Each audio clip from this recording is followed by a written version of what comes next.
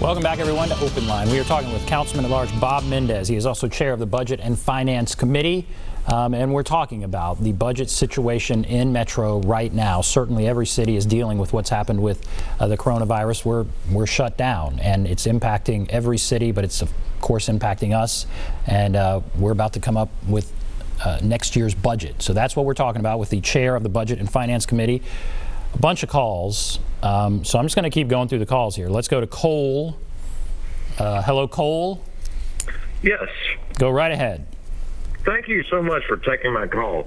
And Mr. Mendes, I thank you for giving some great, concise answers to the questions. Now, my question is, I've lived here 40 years now.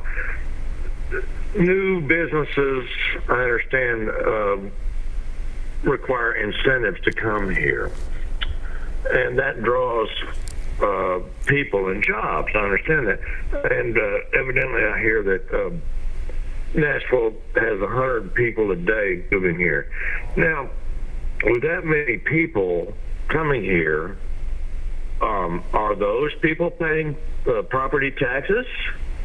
And if they are, then why is there still a budget fall? Or are we giving tax abatement, large tax abatements to businesses to come here? Thank you. Okay. I'll let you just answer that. Go ahead. Sure. It's a good question. It's another angle on what we've been talking about, and there's two parts there.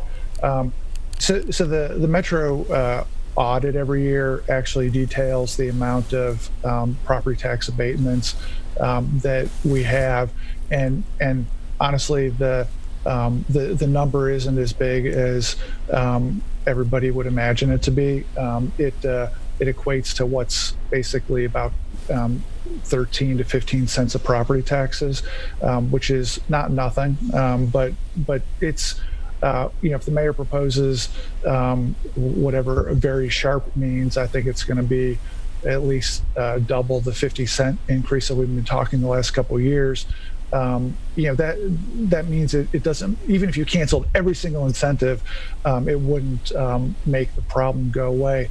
I would go back to a central problem is nobody could tell you what the policy has been for the last 10 years about what sort of businesses we want to get here, where we want them to be, what we want them to bring to town, and how we're going to measure the success. And given the fact that there's no stated way about how to measure success, no stated policy about what we're trying to bring here, people get mad about it. One of the things that now Mayor Cooper and I worked on together last term was to try to bring some coherence to economic incentive deals and tax increment financing to make sure that there's actual stated goals that the community can debate.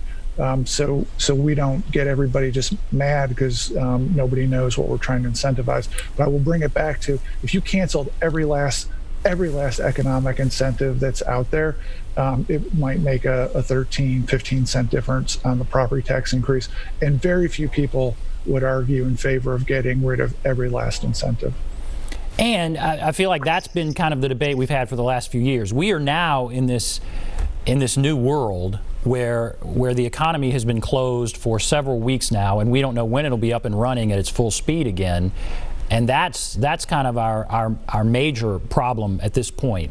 Is that a fair statement? Yeah, so we get about half our revenue from property tax, and we get about 20% of our revenue from sales tax. So that comes out to about before the crisis, about $450 million per year. And then there's another couple $100 million of alcohol sales, hotel taxes, random seemingly small taxes, but they add up to a couple $100 million. And that 450 for sales tax and the couple hundred for alcohol, hotel, short-term rentals, etc. That is just, it's getting beaten badly. And so you got a $2.3 billion budget, but if your sales tax revenue falls off a cliff for an extended period of time, I mean, you get into the hundreds of millions before very long. And that's again, I know I'm repeating myself, but if we had a typical average rainy day fund, we could absorb that out of the rainy day fund.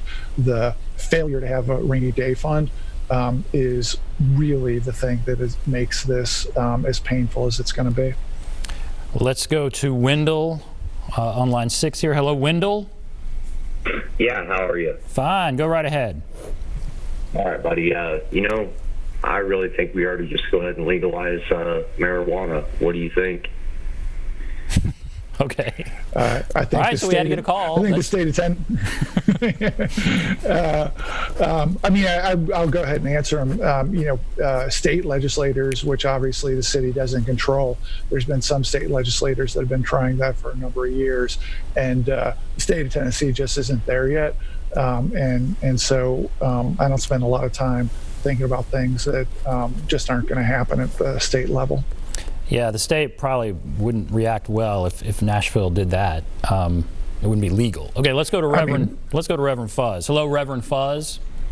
Hey, Ben. I want to do some adding up and tell the councilman the solutions. I haven't heard that. I was looking forward to that tonight.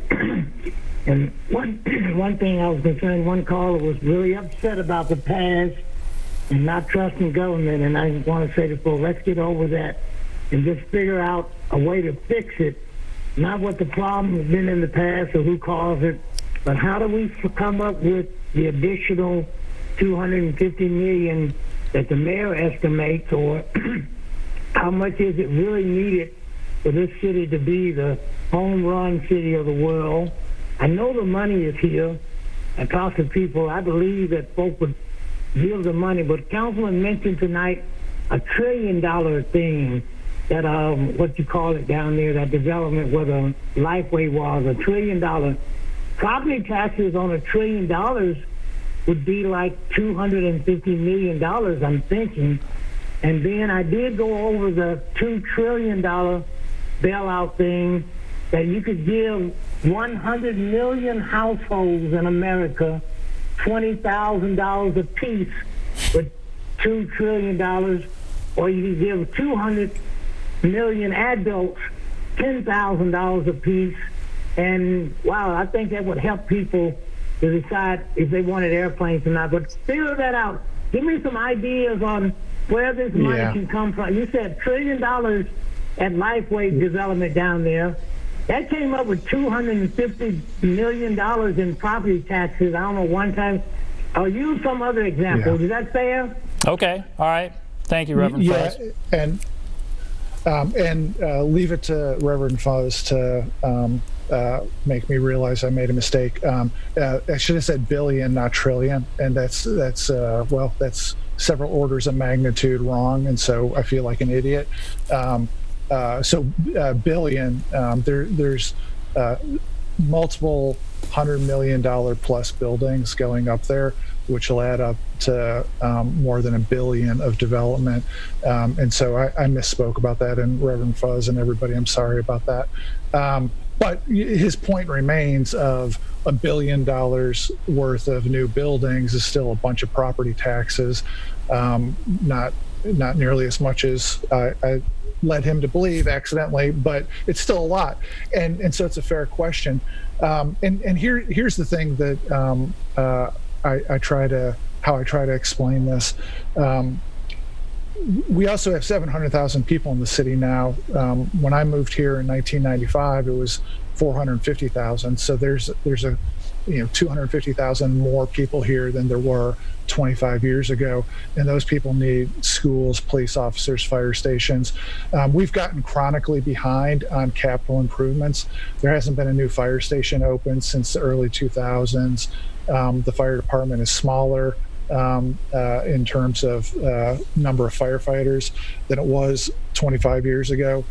These things, we're just behind on a lot of capital improvements. We haven't stayed current with all the new people moving to town, and so there's more revenue, but we've got more people to pay for. And the last thing I would add on that is Metro is are the only folks that haven't raised their prices in this city essentially since 2005. There's been one small rate increase since 2005, and for the quarter century before that, from 1980 to 2005, the tax rate was adjusted every 3.5 to 4 years.